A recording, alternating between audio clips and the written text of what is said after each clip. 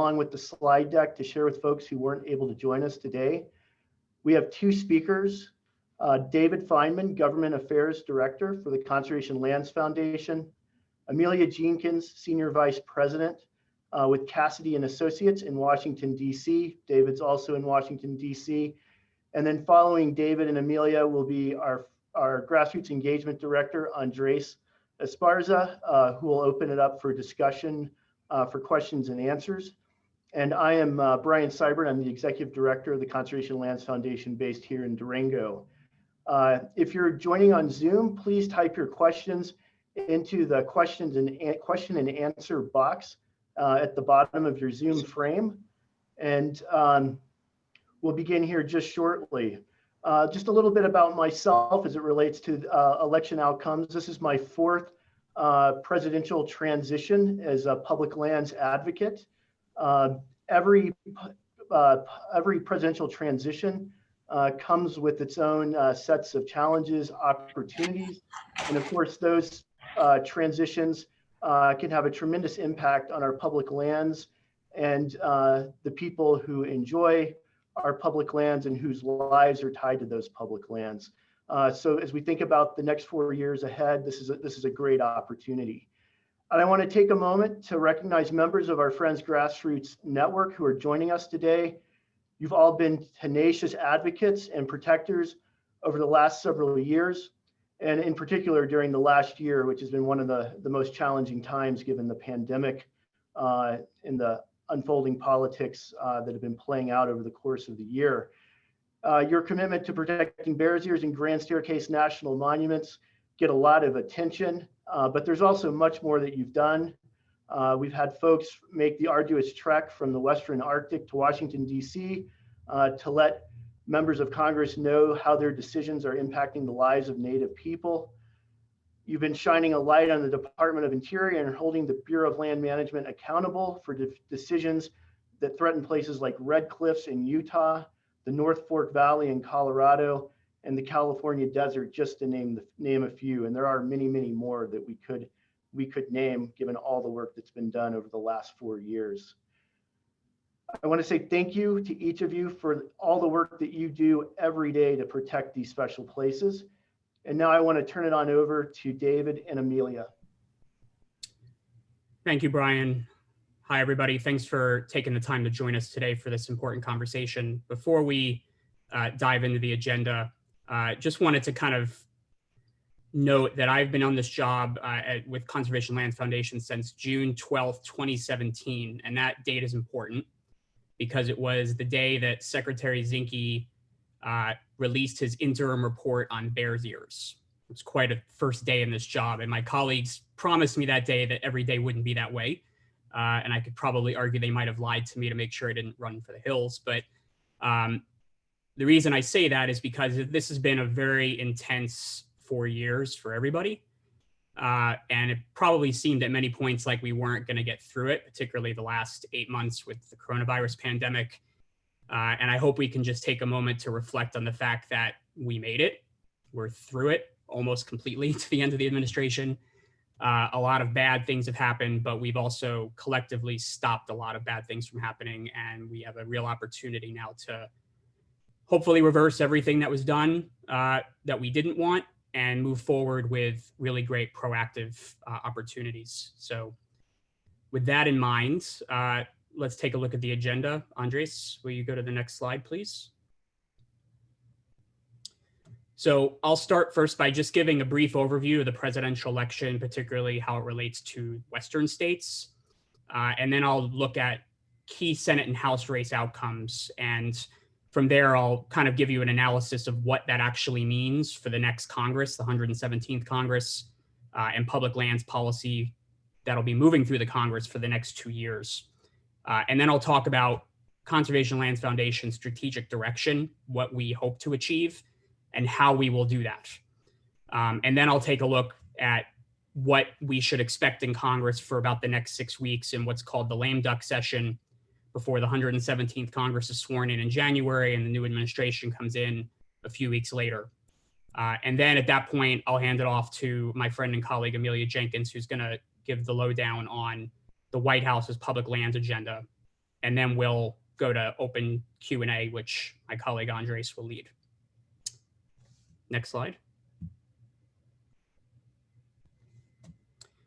So many of you may have looked at the Electoral College map and seen that it's 306 for Biden and Harris, 232 for Trump and Pence.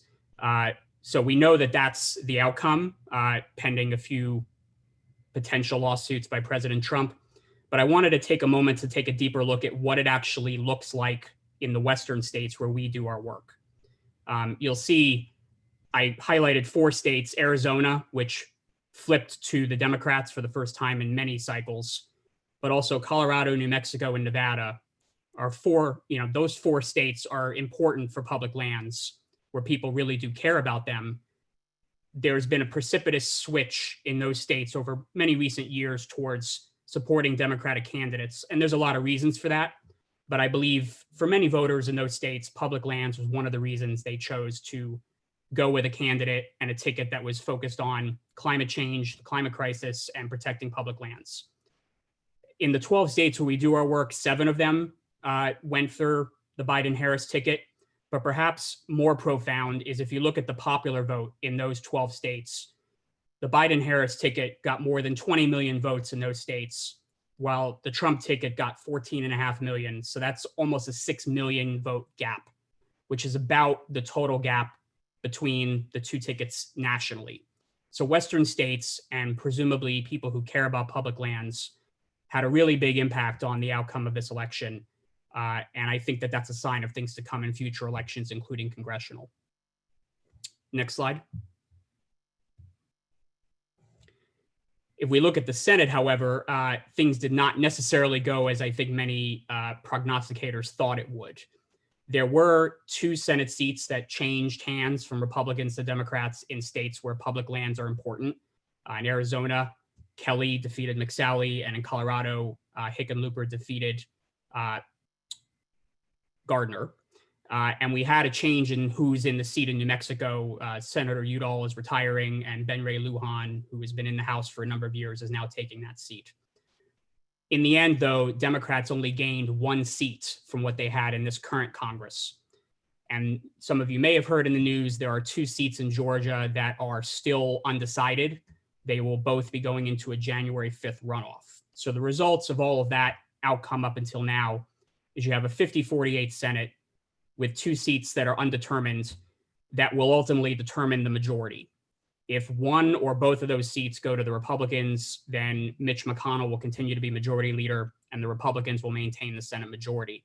If both of those seats go to the Democratic candidates, you will have a 50-50 Senate, which by virtue of the vice president being a Democrat, will mean the Democrats will take the majority.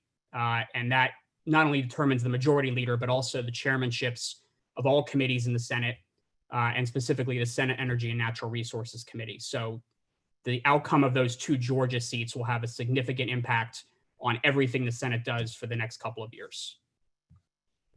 Next.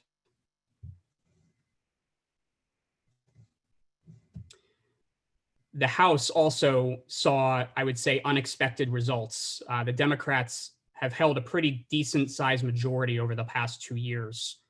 And a number of those seats that they gained in the midterm elections were lost this November. So what we're looking at most likely, there's still about a dozen seats uncalled, but we're looking at a very slim majority, probably 222 to 213 for the House Democrats, in effect, a 5-seat majority.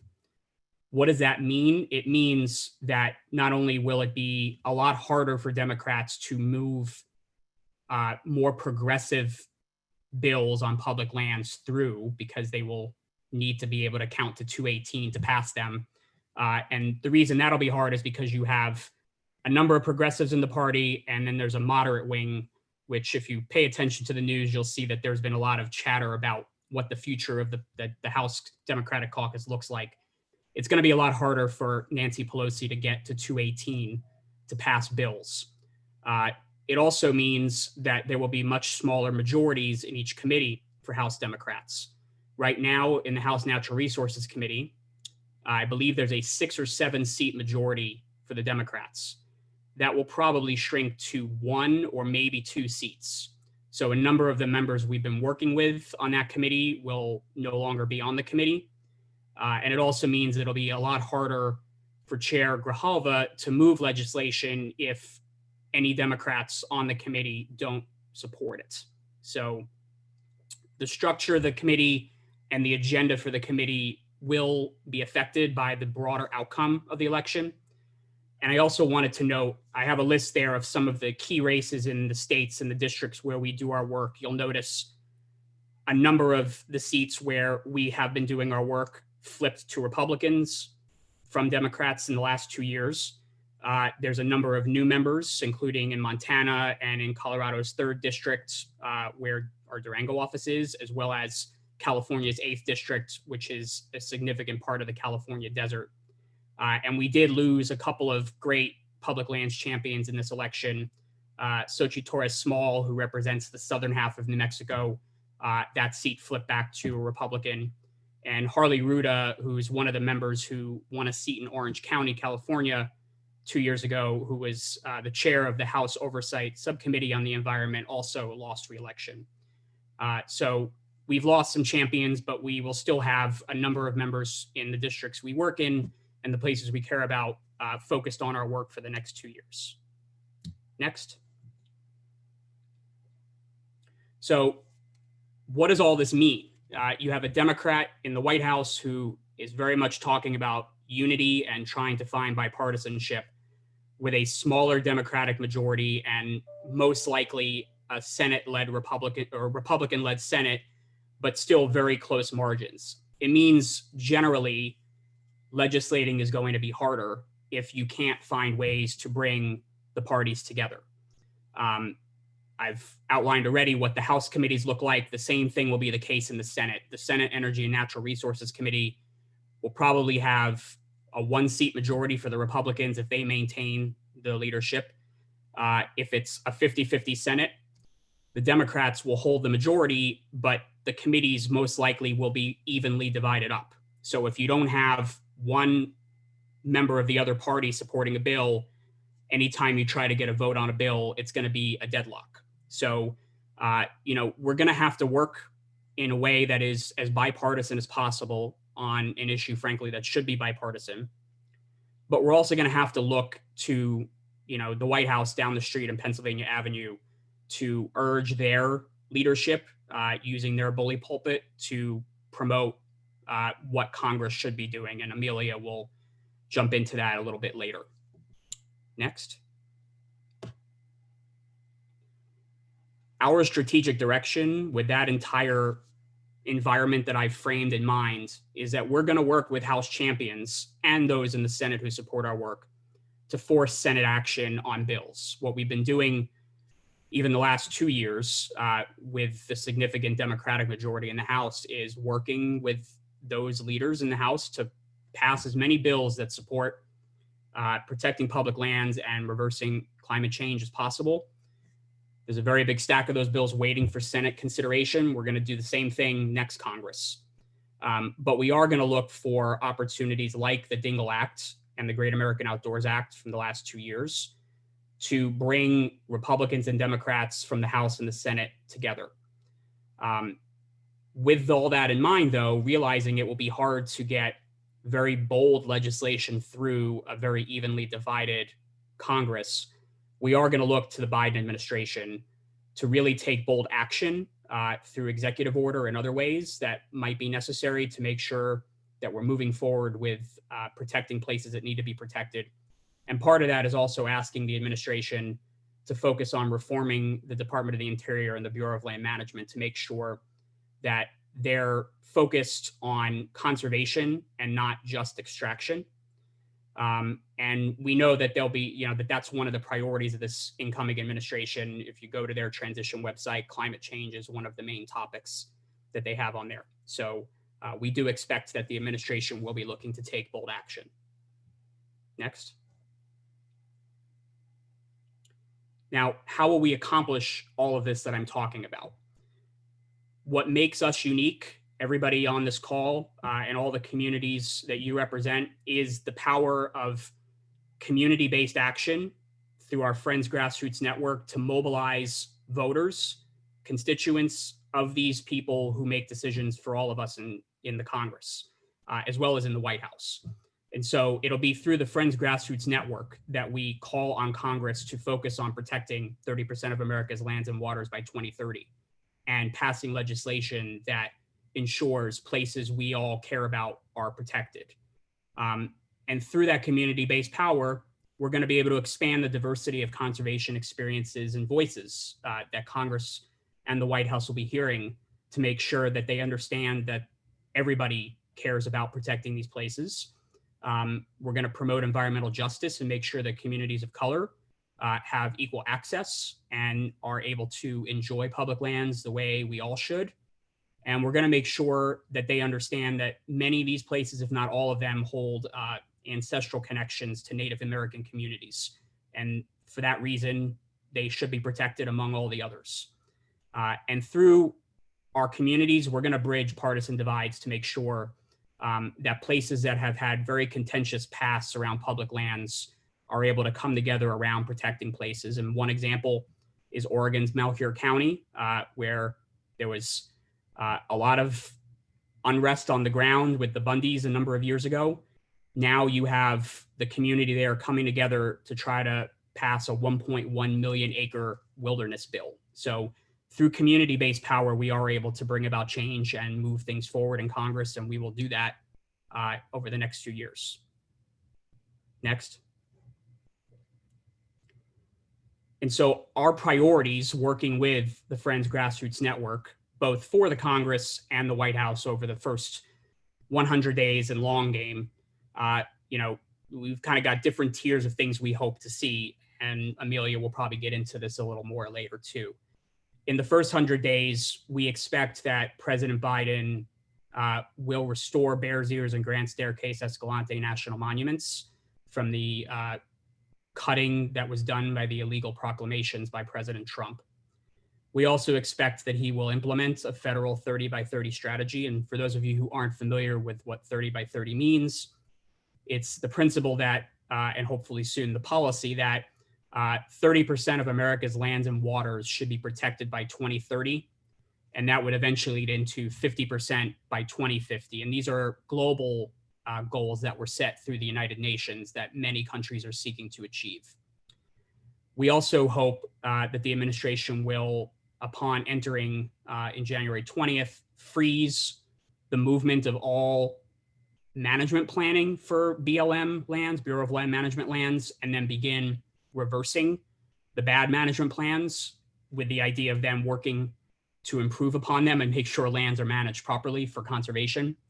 And with the prospect that hopefully soon we will be able to start coming out of the coronavirus pandemic, when Congress and the administration consider advancing economic stimulus and recovery, making sure that there's a stewardship and stimulus title within that bill that helps local communities through our friends groups and through conservation corps bring about economic development through the protection and stewardship of our public lands. And then more in the long game over the next year or two, we'll be asking Congress and the administration to reform their Bureau of Land Management from the inside out, make sure that it has a conservation mandate, and that its staff in local communities who work with our friends groups are properly supported in the work that they do. And we will also continue to advance place-based campaigns. Many of them are already moving in Congress. Some we hope will begin moving in the next Congress. Next. So among those place-based campaigns that are moving forward, a number of them, oh, can you go back? Thank you. The Congress is now returning for about 4 weeks to try to finish business before the end of the year. One of the bills they have to consider is the National Defense Authorization Act. And there are a number of public lands bills in consideration to be a part of that. I have them listed there. That full package in the Protecting America's Wilderness Act, the CORE Act, the Grand Canyon Centennial Protection Act, and the Northern Nevada Rule Package. There are a number of BLM acres in there that we hope to see passed and eventually protected. We're also working with champions throughout the West on a few other bills that may have a chance of passing over the next month in New Mexico and in Oregon. So we're hopeful that these bills will pass in the next 6 weeks, and we'll be working with our champions to achieve that. Next, please. But if we don't, we're going to have to do a lot of work next year to try to pass those bills through a new Congress that is going to be led by a changing leadership within the committees of jurisdiction for us. In the Senate, all signs point to there being a change in the Republican member leading that committee because they have term limits for their chairmanships. So Lisa Murkowski will no longer be chair. And there are 3 members who might take over that job. Senator Barrasso from Wyoming, who is currently the chair of the Environment and Public Works Committee. Jim Risch from Idaho, who is a senior member of the Republican side of the Senate Energy and Natural Resources Committee. And Mike Lee from Utah, who has never seen a public lands bill he likes. So I won't prognosticate on who I think will take that position, but I will say I do hope it's not Mike Lee, because I do believe with Mr. Barrasso and Mr. Risch, we can at least have reasonable conversations about advancing public lands bills in partnership with Joe Manchin from West Virginia, who leads the Democratic side of that committee. On the House Natural Resources Committee, Raul Grijalva should be the chair going forward for the next 2 years. Our friend Rob Bishop from Utah, who has been the Republican leader of that committee for a number of years, is leaving at the end of this month, or I guess next month. We don't know who will take over the Republican leadership of that committee either. It could be Bruce Westerman from Arkansas.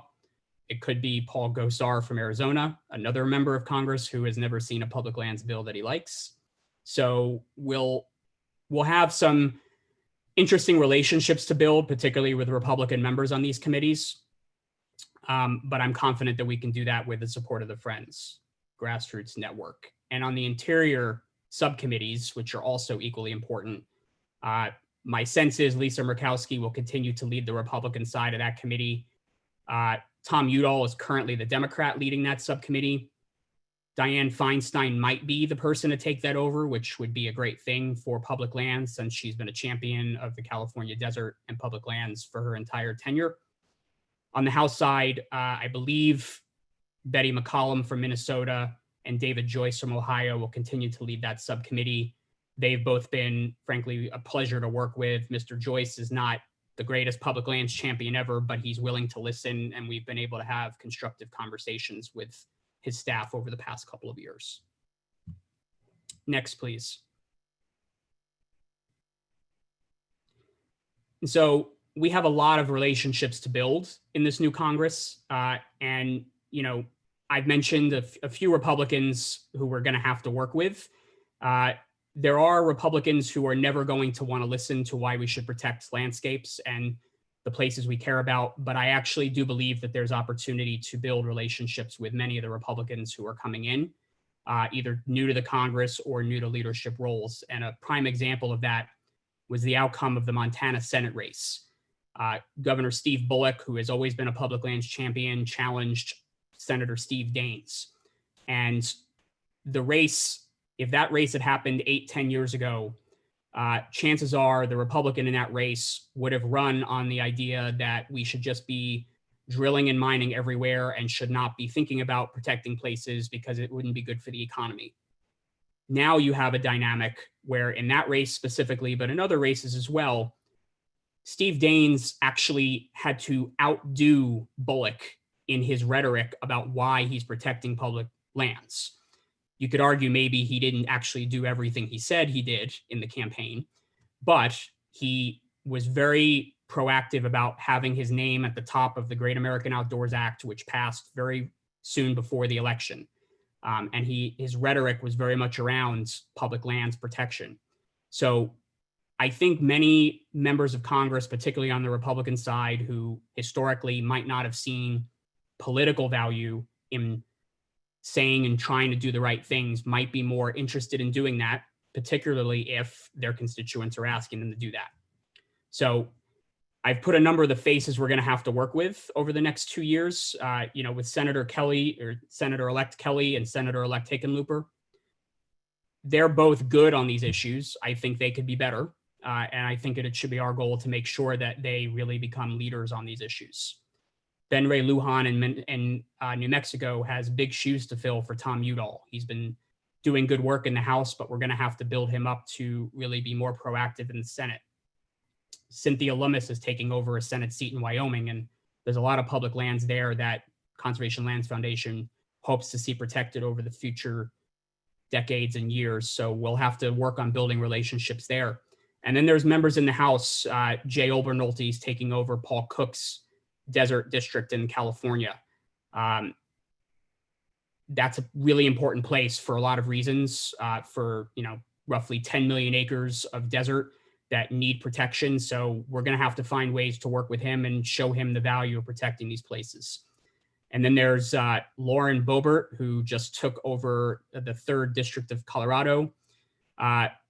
I don't know a lot about her, but I know she loves her guns. So perhaps she will find value in protecting public places because she likes to hunt, and you need contiguous landscapes with wildlife for that. So we'll find opportunities through our work with the Friends Grassroots Network to build those relationships. Next. And with that in mind, I just kind of wanted to reiterate for everybody what our commitment, Conservation Lands Foundation, is. We're here to protect public places in the US that are vital for living cultures and histories of Indigenous people, climate resilience, recreation-based economies, maintaining wildlife migration corridors where they still can be maintained, and really, making sure the public lands are accessible for recreation opportunities. And the way we do that is through our Friends Grassroots Network, our 80+ groups. And successful land conservation, particularly in our work in DC, starts with community-based action. So we appreciate all of you who are on this call who do this work every day. And for those of you who support our work, it's been invaluable, your support, and we'll be looking to you over the next couple of years to do that as well. And I look forward to answering questions later on. I will now hand it over to my friend and colleague, Amelia Jenkins, to talk about what the White House public lands agenda will be for the next couple of years. Amelia? Hey, everyone. I'm Amelia Jenkins. I am a lobbyist. This is what a lobbyist looks like at Cassidy and Associates. I spent over 15 years on Capitol Hill working for House Natural Resources Committee Democrats. I also worked briefly with the Western Governors Association, and I was in the first term of the Obama administration at Department of Energy. In addition to sort of that part of my professional life, I want to just shout out to all of you grassroots activists. I actually got my environmental awakening in Utah when I was in college. I like to say that I was Southern by birth, Western by choice, and I live here in DC by necessity, but I adopted Utah when I was 19 and was out skiing, and someone said something about logging national forests, and I was like, how can you log national forests? They're supposed to be protected. And that led me to the local chapter of the Sierra Club, which was, I think, like 6 stinky old men in the library. And I started an environmental group at the university I attended, and off I went in public land conservation. So the work you do is so important, and it is important to inspire new leaders. And thank you so much for that. Those of us who work on policy in DC can talk all day, but if it weren't for all of the work that you do solving problems and holding people's feet to the fire, we wouldn't be able to do anything here. So you're the real heroes on public land conservation. So in terms of the election, everything has changed. I was extremely happy to wake up on Wednesday morning, well, actually Thursday morning, if we're honest, and sort of know the world was headed in the right direction. I think anyone who was alive in the last 9 months and listened to Biden's stump speech knows that climate was one of his top 4 issues. Sometimes he mentioned oil and gas, sometimes he mentioned wildfire, but he always mentioned climate. And I think that is where we can expect a tremendous amount of focus. That is going to be made much more difficult because we have a divided Congress. As David sort of laid out, we don't have huge margins either way in the House or Senate. And that makes it much more difficult to do anything huge legislatively on climate.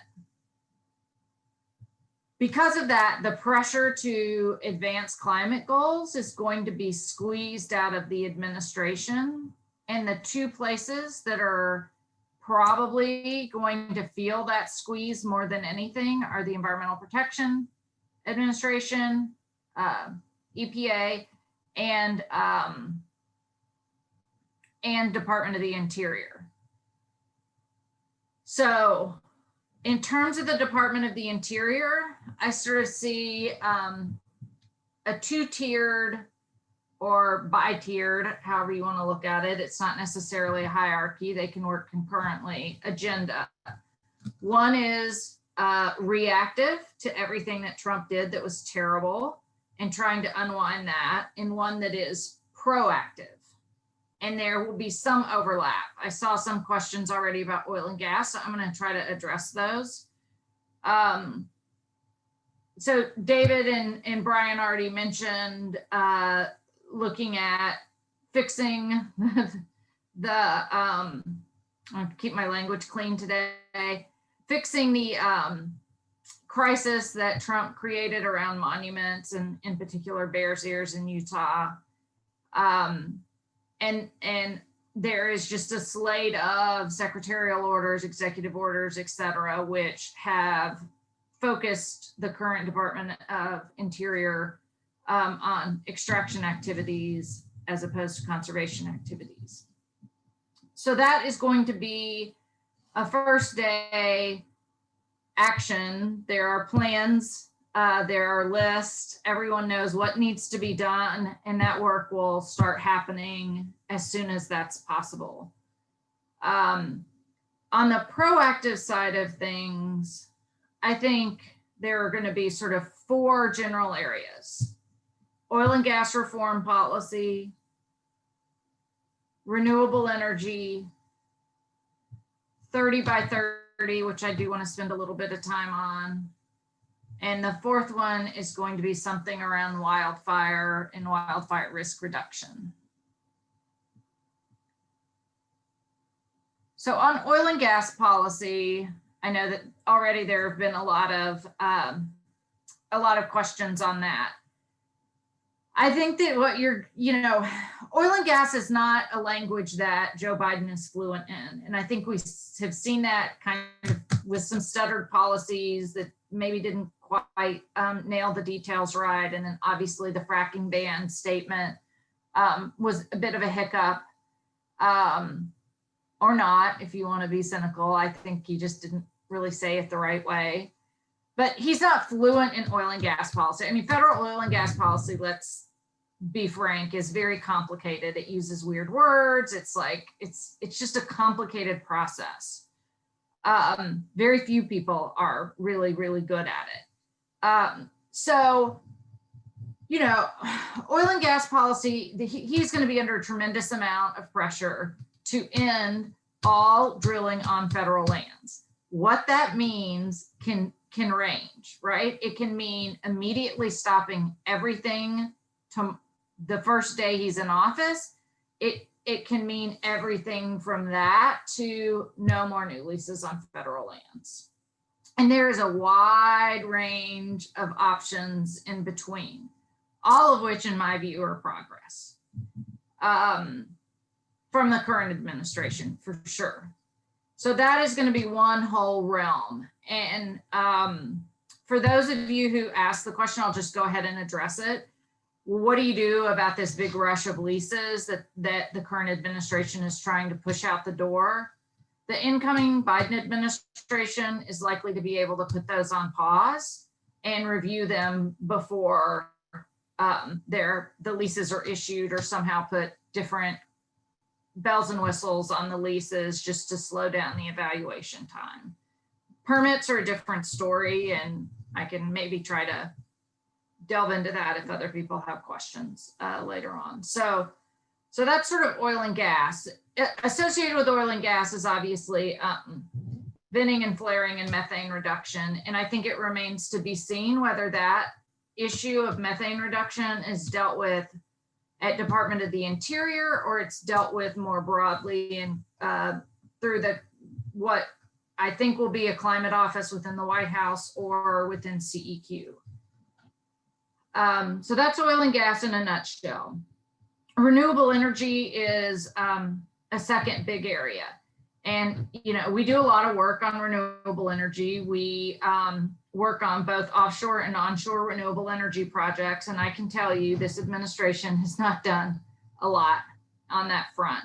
It is a huge growth opportunity. It comes with a lot of problems. Hello, California, I see you. We also do work in California. So I understand the issues with siting in certain really sensitive places, but that also is going to be a huge growth area. Associated with that is what you do from the revenues from renewable energy. And I am hopeful Congress will have the bravery to address that issue, because it could be a really good source of funds for things that we care about. So the third thing that I think will be a focus, and David alluded to this too, is the 30 by 30 framework. I'm going to just speak from my experience here. I don't get 30 by 30. It doesn't mean it isn't a laudable goal, but I like to think of it as a framework and not a metric to which we measure our work by. If someone wants to figure out how our efforts to protect land figure into that calculus of 30 by 30, that's great. My concern is that as soon as you put out a metric or a goal like that, then you start arguing over numbers. And that's what we see in the climate world, all about arguing which numbers are best at what time. Having said that, it is a stated goal. It's in the Democratic platform. It is on the list for the transition team to come up with a framework for. All of us believe in our hearts and minds that we should protect 30% of our resources by 2030. But what I urge you all to do is to not get locked into thinking that that is a carrot you are chasing or a bunny you are chasing, if you want to use a dog analogy. But it's someone out there's accounting system that your work will be attributed to. Last but not least, I want to talk a little bit about wildfire. So when I was on the Hill, I spent more days than I should have and burned through a marriage working on this issue of wildfire and wildfire risk reduction and legislation dealing with wildfire. It is not going to go away. And we really lucked out in this past congressional session by a late introduction of a bipartisan bill by Feinstein and Senator Daines, Senator Feinstein of California and Senator Daines. And, it didn't get much traction only because it was introduced very late in the game. We are not going to be that lucky. And when the president-elect says climate change and wildfire in the same sentence, that also creates an expectation that something will be done. I think in the past, when the conservation community has engaged on this, a lot of our engagement has been around, well, we need to protect the NEPA process. Obviously, we need to protect the NEPA process. But for those of you, and this is especially true in California and Oregon and Washington, there is no tolerance for the types of wildfire that we have. And yes, so much of it is climate related, but it is against our human nature to just sit and watch places burn. So we're going to have to really face what our tolerance is for policy on this, and really excise what that means at the local level. Places that it could impact our conservation at work positively, or places that it can impact our conservation work negatively. But I just promise you now, this issue is not going away. And it would not surprise me if the Vice President's office doesn't take it on, simply because of the impact of California wildfires. So put that one in your thinking cap. I'm gonna keep it clean and think on that as things go along. The last thing I noticed that popped up that I want to talk through just a little bit, because it has been something that we haven't exercised our muscle on really in the last 4 years of a Trump administration, is influencing the appropriations process. Ryan Henson very smartly raised this issue. So right now, we are likely going to have measures that sort of extend the current spending levels through, I don't know, the end of this fiscal year, or potentially into March of 2021. We don't really know what that looks like. But the incoming Biden administration is very quickly going to have to develop a budget proposal for 2022 and put that before Congress. And the appropriations process in a divided Congress is going to be a really interesting, and what I hope to be a fruitful policy discussion with probably some new players. So if you are looking at doing work which needs funding, it is a good time, if you haven't already, outside of the work sort of on economic recovery, to put pen to paper and start working your congressional delegations so that they can work with the administration to try to embed the administration's proposal to Congress with those projects. And I'm talking both on the land and water conservation side of things, but also on, I don't know, like if there's, I'm sure there are Bureau of Land Management projects or some U.S. Forest Service projects that you all may have that either are going to go into a broader line item or maybe a sub-line item. So I just encourage you not to sort of neglect the accounting side of things and the project-based side of things over the next couple months, because that information really does need to be funneled into the 2022 budget process, which obviously the Biden administration leads. So I don't know how I am with time. I sort of lost track, but that's generally what I wanted to share, and I really look forward to the Q&A. Amelia, thank you so much for that. David, thank you so much for that. And Brian, thanks for the intro. My name is Andres Esparza. I'm the Grassroots Engagement Director here at CLF, and I'm really excited to be managing the question and answer portion of this. You know, as the elections were happening in what feels like a year ago, but was only a matter of days ago, I actually took off into the Utah desert, disconnected from all electronics, because what I realized when I was out there, just riding my bike out on the Red Rock in BLM land, that win, lose, or draw, regardless of how this election was going to happen, our work was going to need to continue. As we were developing this webinar, we didn't know what the elections were going to be, but we knew that we had a connected community that was passionate and that was going to do the work that was needed to make sure that these public lands stay protected. And I think participation on this webinar, the questions you all are asking, I think it just reinforces that win, lose, or draw, we're in this for the long run for all the right reasons. And that fills me with hope, regardless of who is elected or not elected in our particular areas. As we were going through the questions, I noticed a lot of themes, and I want to start with some that, Amelia, you did a great job of addressing some of them as they were coming up, but I wanted to give a little bit of space to the CLF side as well with David and Brian to maybe get to a couple of them. as well, and give a little bit more input, particular to our Friends Grassroots Network. One question that I saw come up multiple times is there have been a lot of oil and gas leases coming up, particularly in the last month, but over the course of the last year. And I expect we're going to see more coming up over the next month before we have a transition. Folks are wondering what's going to happen with those. What are our options? Maybe broad level strategy and thinking, but also if there's particular examples of regions where we have a strategy in place, or our thoughts on that. David and Brian, I'd love to turn it over to you real quick. Go for it, David. Oh, I was going to let you go first, but yeah, there's, I think, a couple different strategies you can take on that. One will be when the new administration comes in, they're gonna freeze everything that hasn't completed up until that point.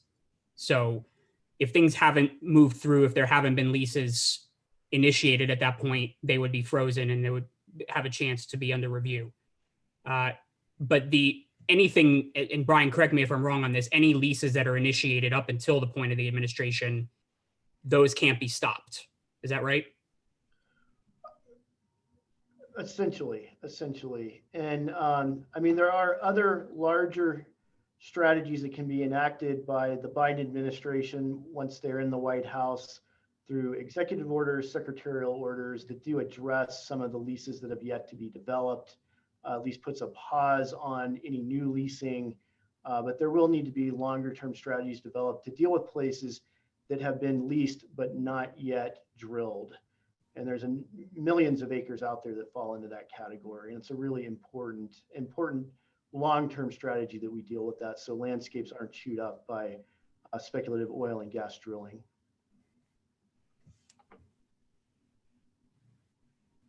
Thanks for that. Another one, Amelia, that I think you touched on, but I wanted to give a little space to Brian and David to touch on is appropriations and what are the prospects. Ryan, I think this question is fantastic for increasing the budget for conservation lands and other public land priorities. And maybe specifically what role the Friends Grassroots Network can expect to play in that process. Yeah, so a number of the groups that I think are on this call today over the last 2 years have signed letters that Conservation Lands Foundation and the National Trust for Historic Preservation have led to House and Senate appropriators urging additional money for the national conservation lands for their management. And this actually, I think also, I saw Burgett asked a question about law enforcement. This is also part of that request that Congress give the Bureau of Land Management more money to manage the cultural resources of the national conservation lands and also have law enforcement to protect them from various issues that law enforcement needs to deal with on public lands. And so we have been successful at getting pretty decent increases in the last 2 appropriation cycles. Right now, the fiscal year 21 process is moving through. The Senate flat funded that account, but the House, I believe, is offering a 12% increase. So we're moving forward on that. The problem we have is that the amounts being appropriated now are roughly equal to what were being appropriated more than a decade ago. And in that time, millions of acres have been added to the system. So you've had this, decade-long effort basically to gut the federal coffers, to shrink the size of these agencies. And so it's going to be a long-term process of not only restaffing the Bureau of Land Management appropriately in local offices to have the right staff, but making sure there's enough money for them to do the jobs that they do. In a very evenly divided Congress, as Amelia referenced, I think that's going to be a very difficult task. But the one advantage we have now is the administration that will hopefully put out budget requests that support that idea. Congress doesn't have to listen to what the White House budget request says, but if the White House submits a budget that has a very high mark, you then have to, the Senate would have to cut that mark. And if we have grassroots, constituencies contacting their senators and saying, you should not be cutting what the president requested, if anything, you should be going above and beyond that, it'll be politically harder for those cuts to be made. So I think having a White House that's in our court on this and having conservation champions in both the House and Senate who understand we need to manage these lands in a better way, we need to have law enforcement to protect these places, will lead to better outcomes. But ultimately, even at very significant percentage increases each year, it's probably going to take at least 10 years to get up to the amount we really need at this point for the size of the system we're trying to protect.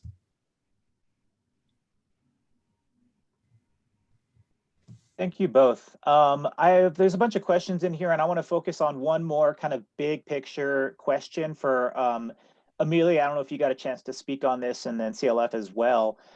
There's a series of questions here related to fire policy, but also touching on warming climate and climate change. And David, you mentioned the 30 by 30 campaign, and I think maybe specifically, what can we expect moving forward? What could that look like? And from the CLF side of things, how might groups be engaging in that as we think about our role as public land stewards and advocates in light of a changing climate? Yeah, I'm happy to start on that. So I mentioned that we expect that the administration, and Amelia also touched on this, will probably implement a 30 by 30 federal strategy. That's important, but what we really do need is Congress considering that in how they legislate. And so right now, there's only a resolution in the House basically expressing support for that concept. Not many bills have been introduced that actually implement that.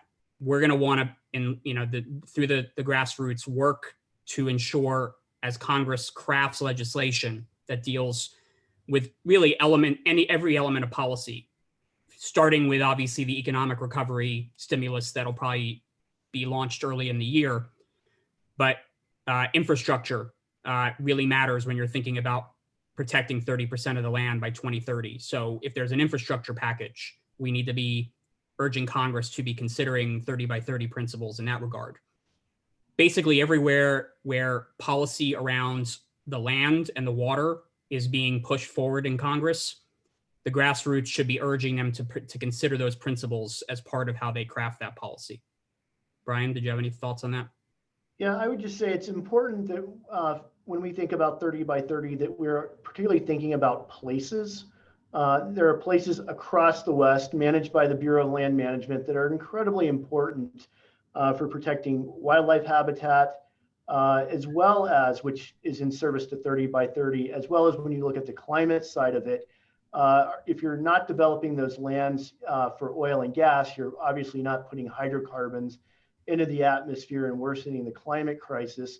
So the Bureau of Land Management is critical to addressing the climate crisis, from preventing further CO2 to being emitted in the atmosphere. And also BLM lands play an important role in carbon sequestration. They hold carbon in the ground. When you look at the range of ecosystem types found across Bureau of Land Management lands, it's everything from grasslands, sagebrush, shrublands, to forests, to alpine areas. You need that full mix in order to sequester carbon. That full mix of ecosystems play a critical role. So when we think about it, the Conservation Lands Foundation, climate, 30 by 30, we really tie it to specific places. And there are places across the West that directly tie into 30 by 30 and climate.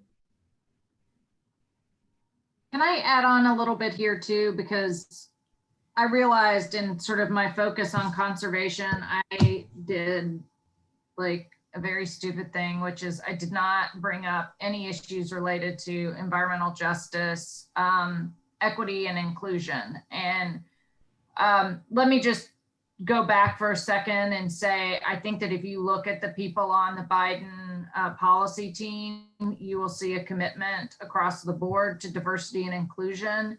And I also think you will see a huge recognition at the Department of the Interior to tribal issues, starting with the head of the transition, Kevin Washburn.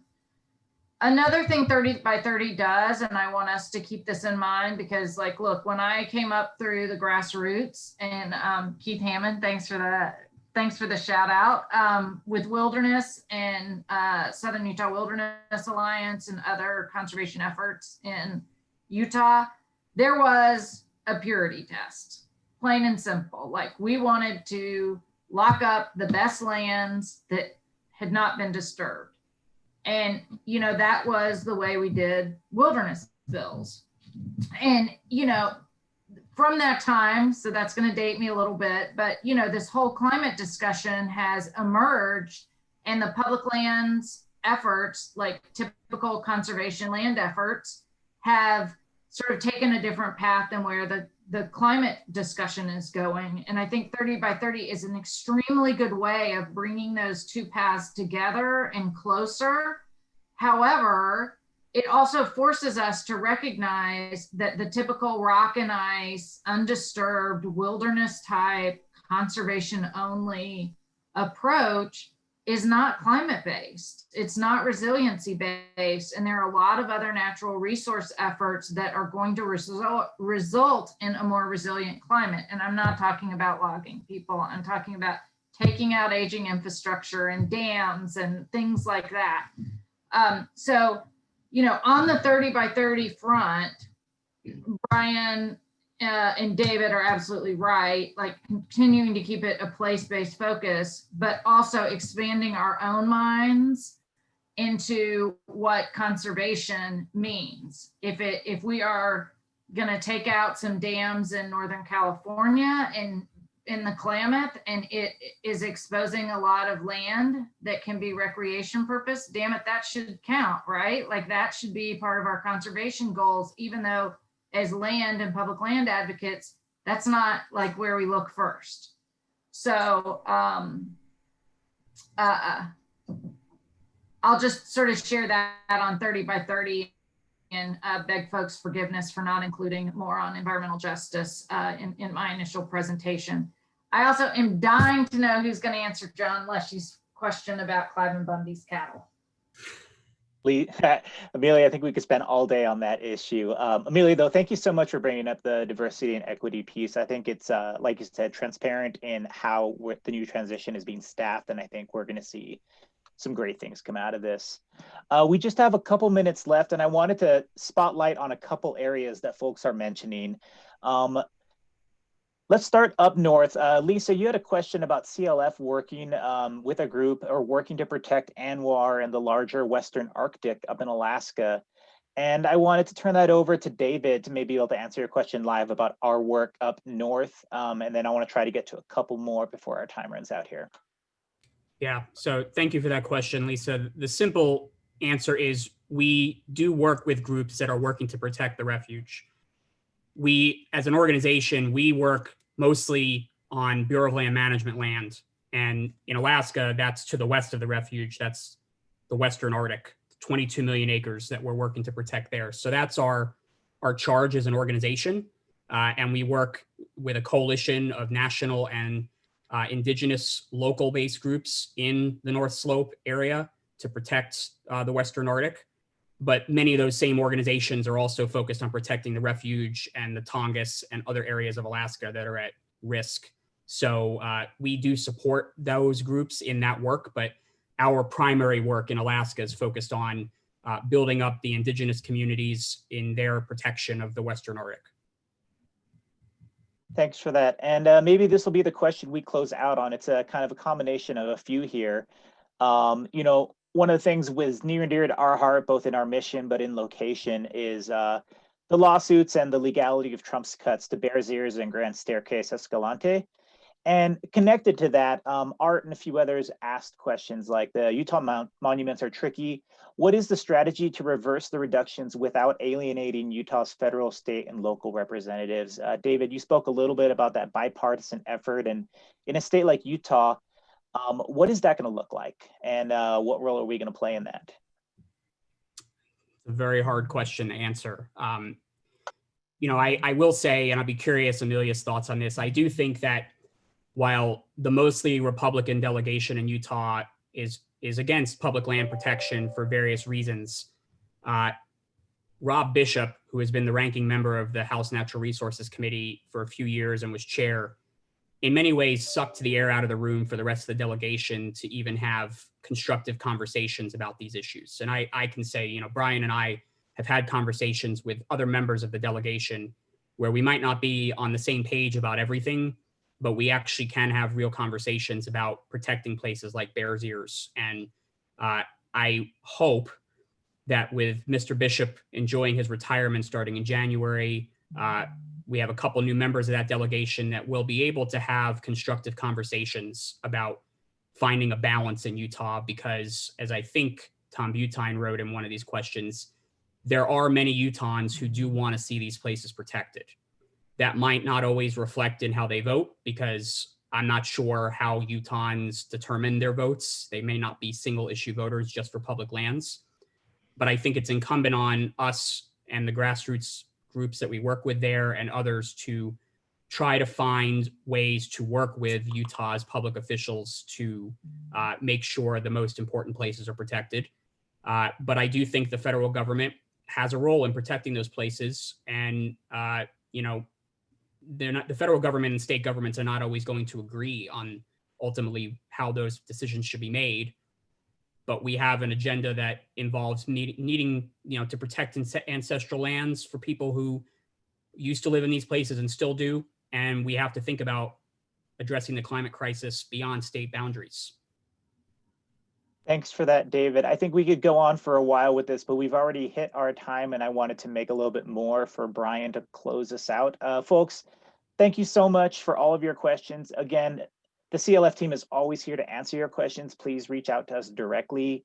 You will be getting a follow-up email with these resources as well. So this isn't the end of the full conversation, but we are going to move on to a closing here.